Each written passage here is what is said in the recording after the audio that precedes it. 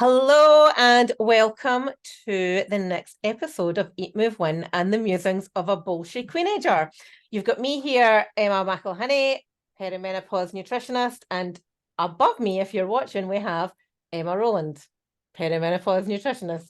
We have two Emmas in the house who have very similar businesses, and a lot of people in our position will be like that. Nope, we can't do anything shared, but we actually have more in common that's going to help everybody listening than we do have not in common, if that makes any sense. So welcome to the podcast, Emma. How are you? I'm good, thanks. Thanks for having me. This could go one of two ways, couldn't it? With two Emmas, two nutritionists. So yes, let's go for it. Oh, I am wearing clothes, by the way. I just realised. You look naked again. She has, in case you are just listening and can't see, she has an off-the-shoulder top because she's in England where it's warm and we're in Scotland where it is not, as standard. So I'm going to hand over to you, Emma, first of all, to tell us a little bit about you. You know, who are you? What do you do? Why do you do it? And then we're going to talk a lot about HRT. We're going to talk a lot about the things that we both teach, and how it helps people in their day-to-day lives. So Emma, over to you. Give us a little bit about you. So I'm Emma, and I'm 46, so I'm a tiny bit older than you, Emma, but not much. And I am, as you said, a perimenopause nutritionist. And I've been kind of in business for 25 years. I had a cooking school previously. Before I was a nutritionist, I actually ran a cooking school for 12 years. So the food side of things has always been really kind of important to me. And now I'm a perimenopause nutritionist, and I basically just wanted to get the word out to women that there's another way to kind of live. You don't have to live in the, I don't know, whatever way it was that that the media get us to live in. And so teaching women how to live their lives to the full. And I think you do that as well, Emma. You kind of, that's what you want, isn't it? Empowering women.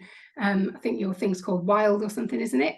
One of our programs is called Wild. Yeah. So it's like, about that. And I quite like the fact that you're the kind of wild one, and I'd like to think that I'm a wild one too, but hey. The wild gang. Yeah, so I have like a specific framework that I use with my clients, but I'm sure we'll come on to that. But my approach is about the natural approach, and that's why we're going to talk about HRT today, because I'm not against it, but there's loads of stuff that you can do without actually thinking about using HRT.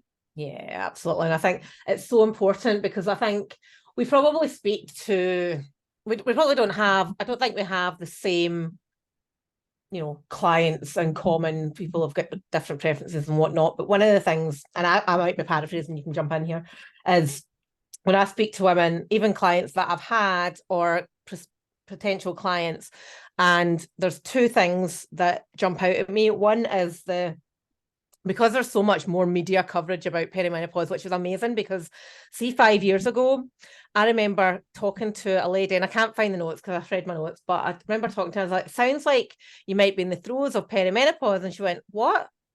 No, I'm too young for menopause. I was like, no, perimenopause, period of time before.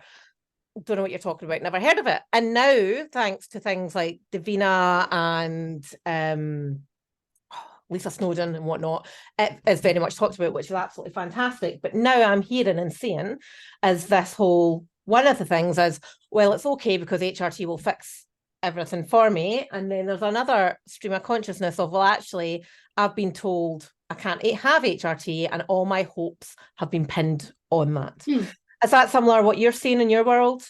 Yeah, and I mean, not even just the people that can't take HRT, but the people that can take it, that want to take it. And just by the way, full disclosure, I probably will take it when I need it. But what I'm saying is I don't need to take it right now.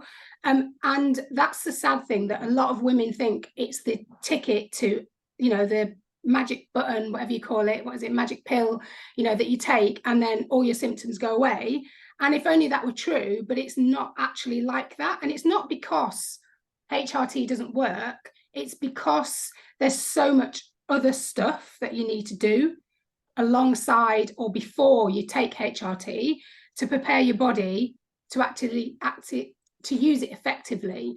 So that's kind of the key, and that's my key message, because I have a mixture of clients. I would say probably about 10% of the clients that I work with can't or don't want to take HRT.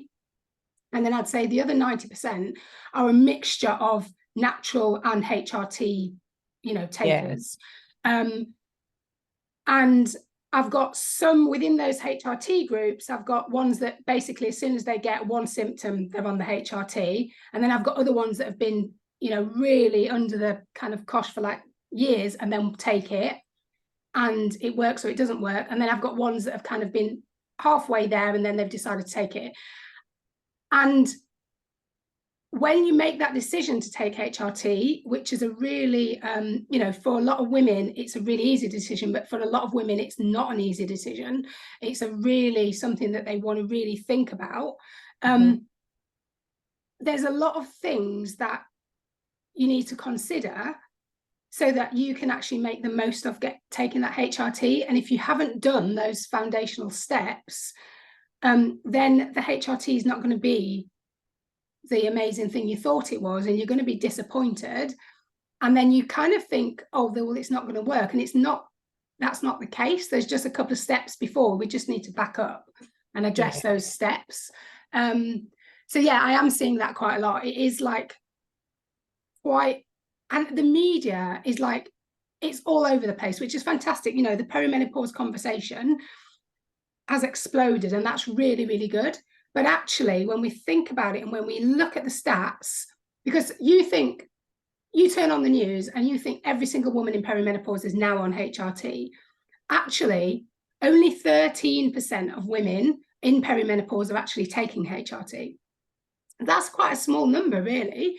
And I think menopause-wise, once you've passed perimenopause and into menopause, only 25% of women in menopause take HRT. So it's not the big thing that everyone's going on about. It's just that it's in the media, and because it's been taken on by celebrities, which is fantastic because it really gets that conversation going, Davina, Lisa, loads of others, then we all think that that's everyone behind closed doors is doing it, or not behind closed doors, everywhere. And I've had clients that have come to me and said, I feel like I should be taking HRT, but I don't really want to. All my girlfriends are pressuring me and I don't want to take it. Do I have to take it? And I'm like, if you want to take it, take it. If you don't. Let's have a look. And like a lot of the time, like for instance, me and you're 45, I'm 46. We're going to have a very different experience, but I'm still at the earlier stages of perimenopause. And so I don't need to be doing anything at the moment.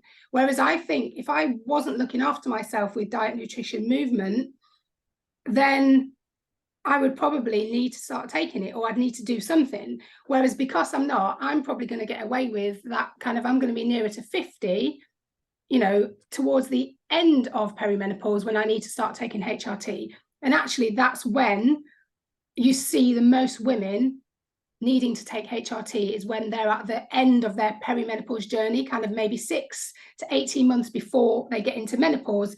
That's when it's most effective. But I'm getting clients coming through that are in their late 30s, they're on HRT already. And then surprise, surprise, 3, 4, 5, 6 months later, a year later, they're coming back with horrendous symptoms, and they've been overdosed by private menopause clinics and things like that, and it's just not working. So that's the kind of negative side. But then there's also that plus side that I've got clients that is absolutely transformational and it's working wonders alongside the diet and nutrition and the movement and everything else that we're doing. You're probably seeing that. Sorry, that was a bit of a long-winded way to answer you. I think it's I'm seeing similar, and I'm seeing more and more younger end of the scale, so the late 30s, early 40s, of I've got these issues, this is how I'm feeling, I'm fatigued, I'm tired, I'm gaining weight, my skin's a riot. And the first thing that jumps out to me is always, like, you see a lot of comments from other people like going, oh, sounds like perimenopause, going da, da, da, da, and go here and go. The first thing that jumps out is actually, what's your nutrition like? What's your movement like? What's your hydration like? What are the things that you can control? And if you're not actively looking at these things, to me, that should always be the first port of call. Yeah. Now, I know there's some prescribers, GPs out there that are actually have gone down the route of, do you know what? My prescription to you is, I want you to go and look after your diet for 3 to 4 months before you come back, and we're going to tackle it that way. However, on the flip side, I'm seeing more and more people with the prescription without actually the advice on tackling the controllables that they can do themselves. Yeah, and that's 100%. And I mean, even if you look at the NHS guidelines, the first line treatment for perimenopause and menopause is diet and lifestyle. So that's the first line treatment. But what we're getting now is, and it's a bit of a problem because GPs are under pressure from people, you know, women are getting upset and aggravated because they're, you know, they've got symptoms and they're not able to get rid of them. So they think HRT is the answer. So they're going into their GP with all the nice guidelines printed out and all the, you know, all their symptoms tracked and everything like they've been told to do. And then they're telling the GP they want HRT, and they're either getting a no or a yes or whatever. And then it's some GPs are prescribing under pressure and not actually realizing. And what I'm seeing more, and I don't know how deep you go when you work with your clients, but, you know, looking at gut health and liver detoxification and that kind of thing, if your liver can't process hormones effectively, i.e. HRT, your liver's got to be in tip-top shape to be able to process that HRT. And if that's not happening, those symptoms aren't going anywhere. And if you're not sleeping properly and you've got masses of stress, your body's just going to be firing out cortisol. That's not going to be taken into account, that HRT. So they're actually, a lot of the time, you can actually get worse symptoms if you don't address those underlying issues that you just mentioned, you know, that diet, that movement, that hydration. Because hydration, I mean, like, how many women, I mean, I've just seen you with your big water bottle and I've got two glasses here, but even just waking up in the morning and having a glass of water, one at lunchtime and one at night time, even if you can't manage all throughout the day, that would probably help.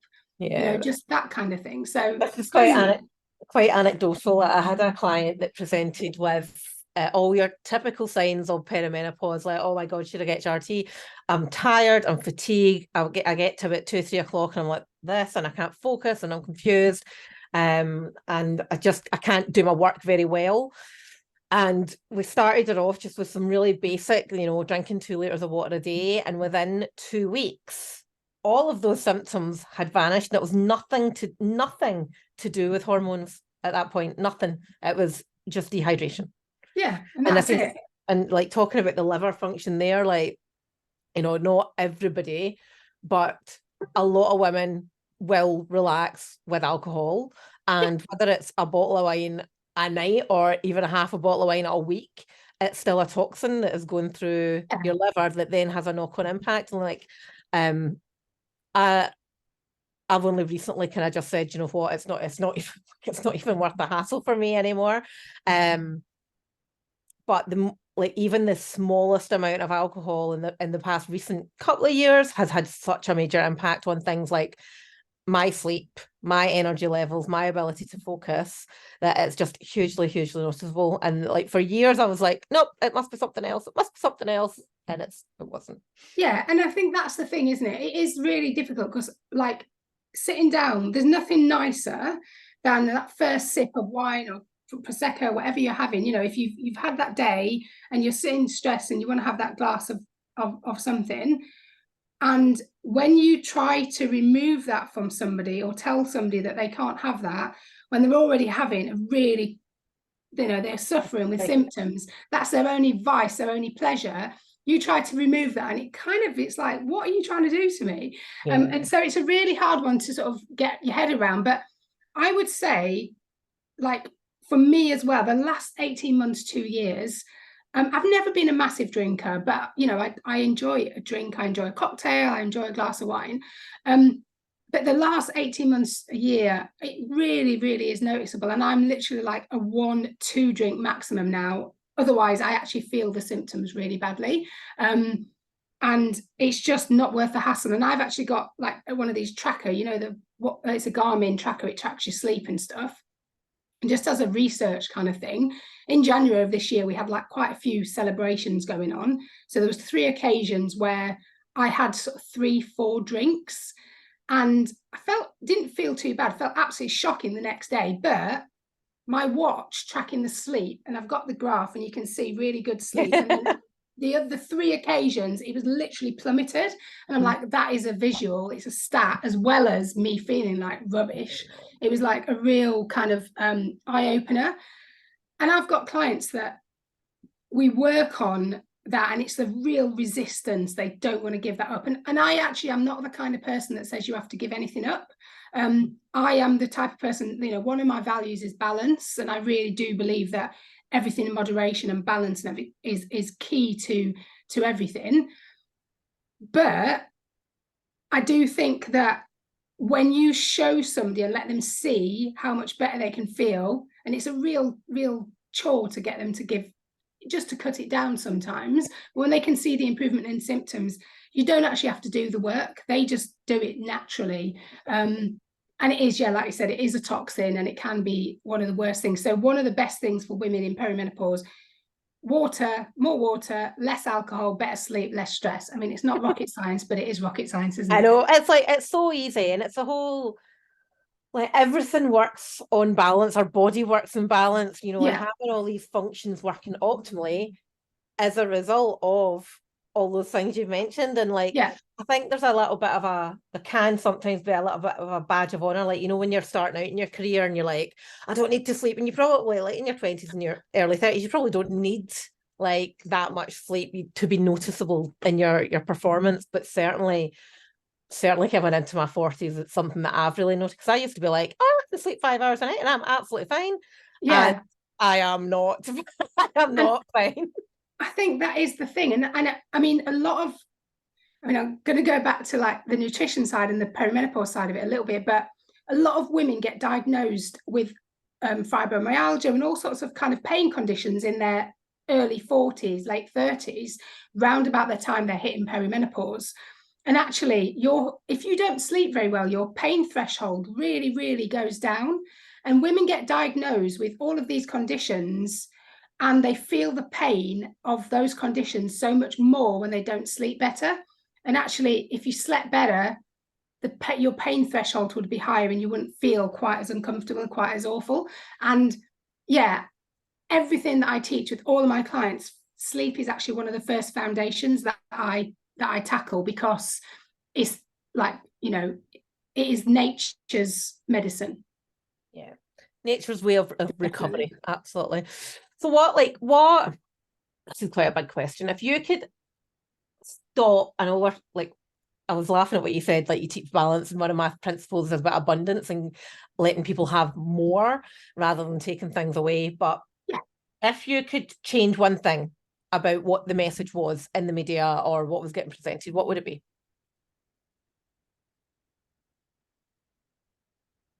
Oh, that's a hard one. I mean, I would say that you don't need to do it alone. That's something that, I mean, that's not in the message in the media, though, is it? But I would say that you can be empowered,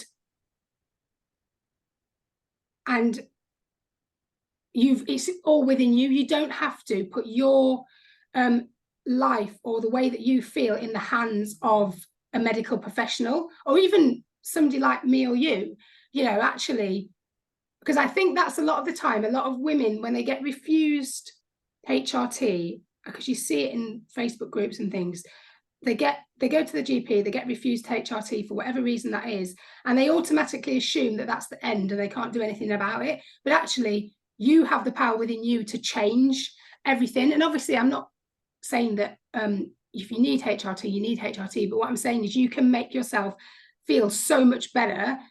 You don't have to put your life in the hands of somebody else. It's all within you and within your reach, with actually free, you know, if you can't afford anything, it's actually free to do the stuff, the basics. You might just need that bit of a helping hand. So that's a long-winded way to answer your question. Sorry. I think it's all about, you know, that feeling of being in control. And one of the things about kind of getting to this point in our age, there is a lot of identity stuff as well, like that whole our bodies are changing, our face is changing, our life is changing, careers are changing, relationships are changing. And a lot of things do feel out of control. And then when our body starts doing all these mad things, we're like, okay, HRT is the way. Go to the doctor. No, you're not getting HRT. Like that element of control has been taken away again. Yeah. And that's one of the big things that I see is actually you can take back control, and there's loads of things that you get to do and you can do that are going to improve how you feel or how you look or whatever the goal is. And Yeah. I think instilling that in someone can be really, really hard, especially if like you've lost confidence or you're all of these things that can happen. It can be really hard to believe that you do have the power to do the things that you need to do. And Yeah. some people, like I always laugh this, like I work with quite a lot of what you might call type A personalities, like Yeah. affectionately control freaks. And when somebody is so used to being in control of everything and not being in control of something can really, really fry with their head. And it's kind of the element of, this is your body, your life. You get to choose how you want to be with it and what actions you want to take. When somebody gets that and goes, oh, actually, I don't have to feel like this. That's like the absolute nugget, isn't it? Like it doesn't totally have to is. rely on, getting your prescription, which you might need in the long run, but it's not solely reliant on that bit of paper. Yeah, exactly. And I mean, like, I haven't said this, and it's not like it's a secret or public knowledge. Oh my God, I'm waiting for a big it's not, no, nothing. There's nothing major. It's going to be really disappointing now. But I have an autoimmune disease, and so, like, when I am in my mid-30s, I became really unwell, and I got this autoimmune disease, and that's the reason that I got into nutritional therapy in the first place, because I spent 4 years researching my own disease, finding out what I could do, and the control is taken away from you initially because you get diagnosed with this disease and you don't know what you're going to do. And then I'm that kind of A-type control freak, and having that kind of everything taken away and you not being able to, I was napping like 4 times a day, for like an hour and a half because I couldn't sleep, because I couldn't do anything. I was so tired. But that control, and when you take ownership of your disease, because I don't say my autoimmune disease anymore, I say I have a autoimmune disease, because I used to say my autoimmune disease. It was like my part of me, and I have one now. I live with it. When you flip that switch, and you're in control again, and you realize that it's actually down to you, what you put in your body, what you do, how you choose to do it. Yes, you might not be able to do it as well as you could or whatever, but you need to take more breaks. I've got to be more mindful of things like that. But actually, when you take control and you get that and you feel empowered, you can actually, the world is your oyster again, and you're back in control, kind of. And I think that's the thing with perimenopause.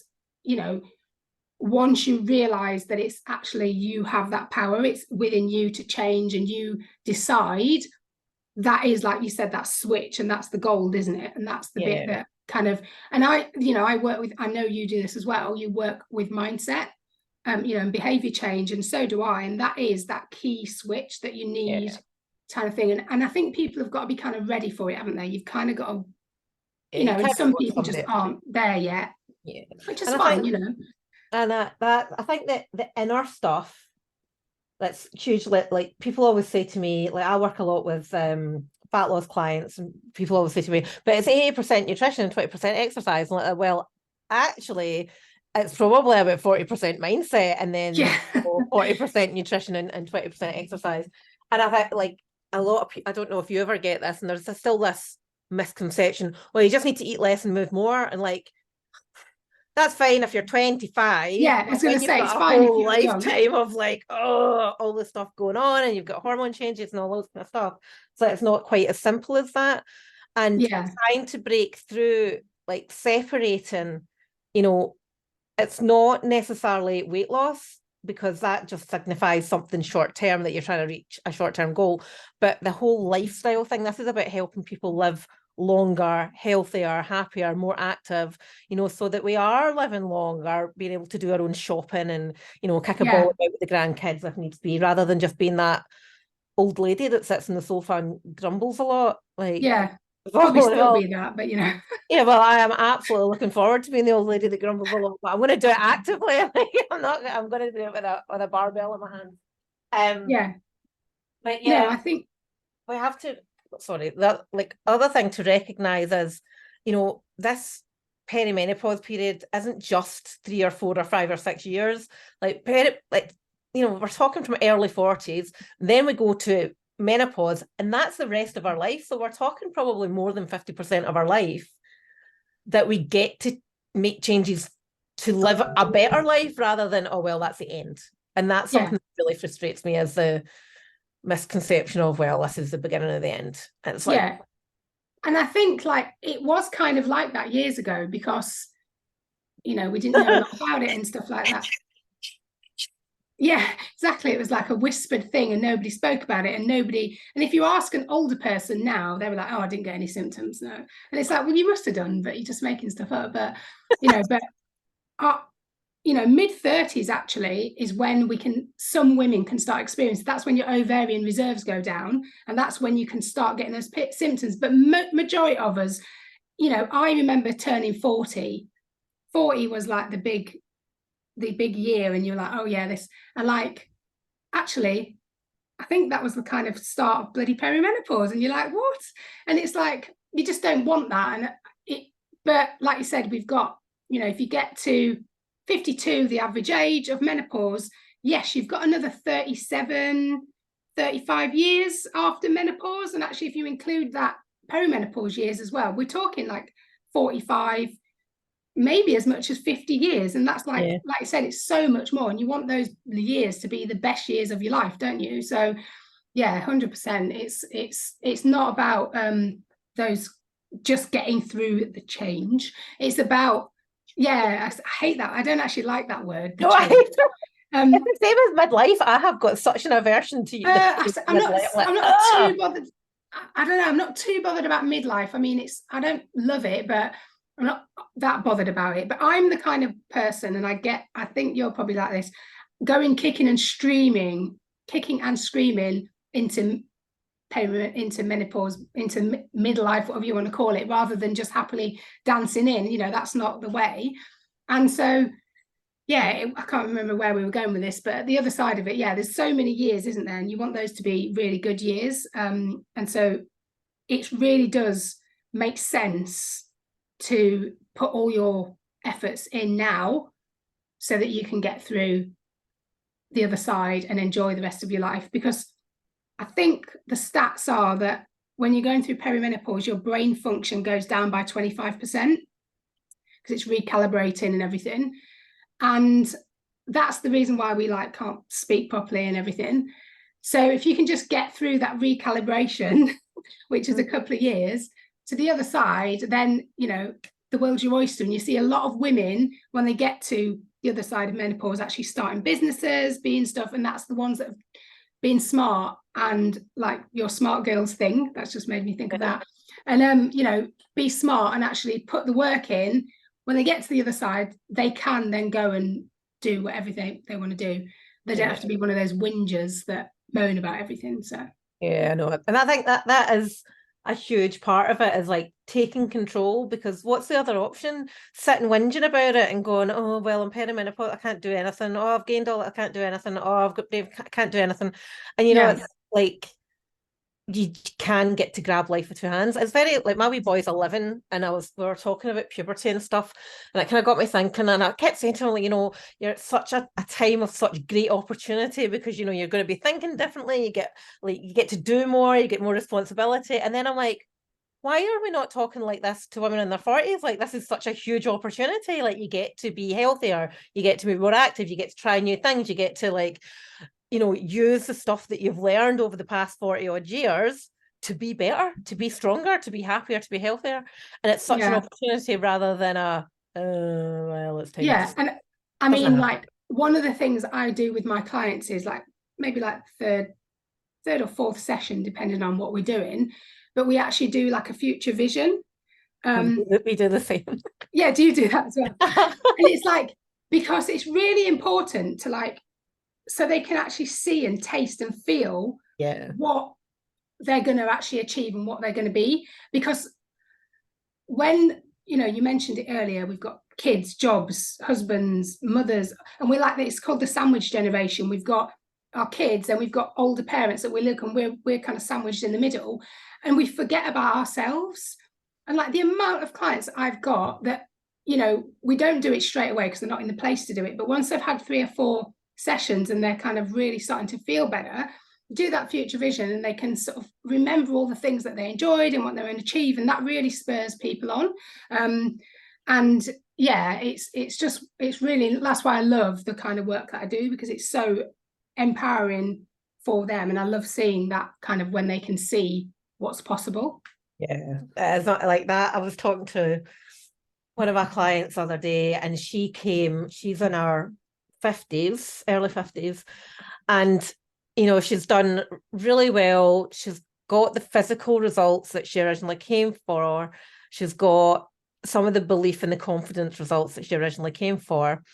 And we're sitting chatting, and she was like, I'm just so proud of how I feel. And I was like, do you know what? I don't care what your stats say. I don't care what the graph says.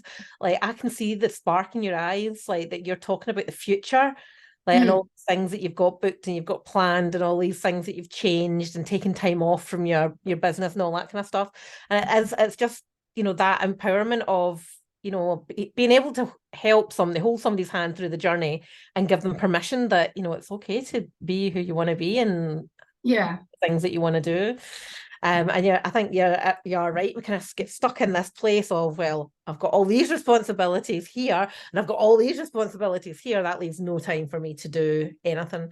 And I just finished a lunch and learn in my membership, and it was about, you know, it's not, when we talk about prioritizing ourselves, I think there's a bit of a misconception that it means like everybody else's needs and desires get parked, and you know, you come first. But it's not. It's about putting yourself at equal footing as everybody else. You know, like, you'll do anything for your kids, do something for yourself. You know, your plans get cancelled when hubby has a golf thing or whatever. Football in my case. Yeah, motorbikes for me, or guitars. And it's like, well, actually, no, I've committed to doing that, so you're gonna have to change your time, and actually treating yourself like an equal member of the family. And that's huge as well to say. Yeah, I think that's the thing, isn't it? It's like you said, it's not about you're taking higher thing, you're just bringing yourself up, and sometimes it's not even all the way, just a tiny bit, just a little bit. And that's the other thing as well, because you know, I like to back everything up that I do with research. And anxiety overwhelm from lack of self-care and lack of putting yourself first in that, actually, that's one of the biggest kind of like factors that influence perimenopause symptoms. And women in the workplace, when they're leaving the workplace because of their perimenopause symptoms, actually, when you look at the evidence behind it, it's because they've not prioritized themselves and they're low down on that pecking order. So if you can just get somebody to shoulder the burden with you, or even meet you halfway, or palm some of it off to other people, then you're going to be able to help your symptoms more as well. So it all comes back to, like, you, doesn't it? Prioritizing yourself as well, and that mindset piece and things like that. But yeah. No, there's so much when you think about it, and it's like, oh, I want to be healthy, I want to feel fitter, active, stronger, whatever. And then it's like, well, actually, we need to go deeper, and you're like, oh my God. Yes, we need to open some of those doors, don't we, to get. Yeah, and that's the thing. It's just about taking that first step, isn't it, and moving forward. And then once the door, I think it's like Pandora's box, though. Like once the top's off, then you know everything comes out, doesn't it? I think that scares people. It does, because then you've got to do the work as well. Because let's not forget, these things you don't just rock up and go, oh yeah, I'm going to work with a nutritionist now, and then I'm going to be like, I feel amazing. Yeah, it's like, oh, you do have to. News alert, you know, you do actually have to put in the work. Yeah, and I'm not coming to your house and feeding you. Yeah, exactly. Like, I think that's the thing with my clients as well, is like, they're the ones doing the work. And like, I'm really proud of all of my clients, because they are the ones that do the work. I'm just there guiding them. Yeah. and being their like fall guy when things go wrong or whatever.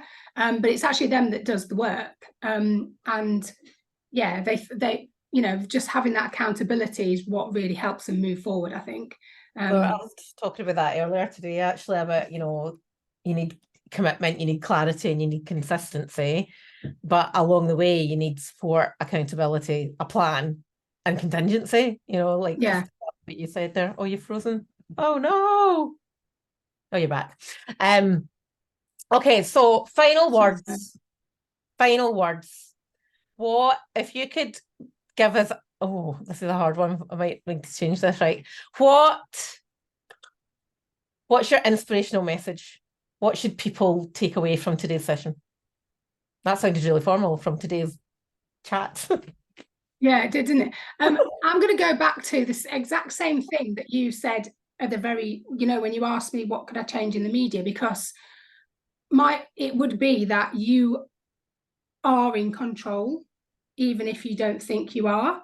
And it's just about taking that first step. And actually, I love your sign behind you.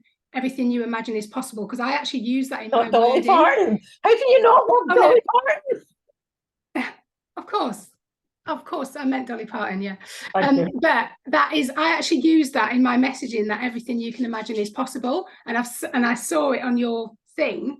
Not today, I think I've seen it another time. But I think when you think that message, because we do sit there daydreaming, don't we? Imagining things, and actually, if you just think of everything you imagine is possible, then that's the message, really, is that you do have the power and the control. I think that's it. Otherwise, I'm going to just carry on rambling.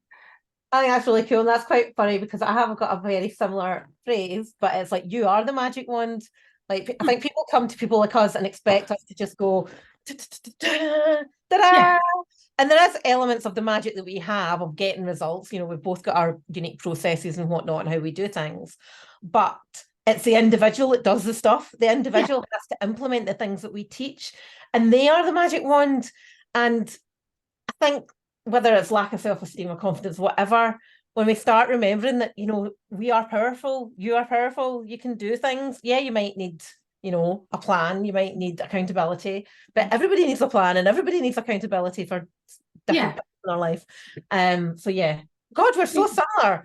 The Perimenopause Nutritionist people called Emma. Yeah, exactly. It must be the name. But I've seen it somewhere before. You can do hard things, I think it's called, isn't it? And that is the thing, isn't it? So yeah, no, 100%. Well, that is it. That's all we need to know. Where can people find you? So my clinic's called Rebalancing You. So you can find me on Instagram at Rebalancing You, and I also have a Facebook group called the Perimenopause Power Community. It's a free Facebook group, and it's got loads of stuff in there, and love for anyone to join. That's it. Right, my lovely. Thank you so much. No worries. I will put a wee link to your Instagram in the show notes as well, so people can click on you too. But I hope everybody has found this episode useful. And if you've got any questions for either of us, just reach out and we'll speak to you soon. Take care.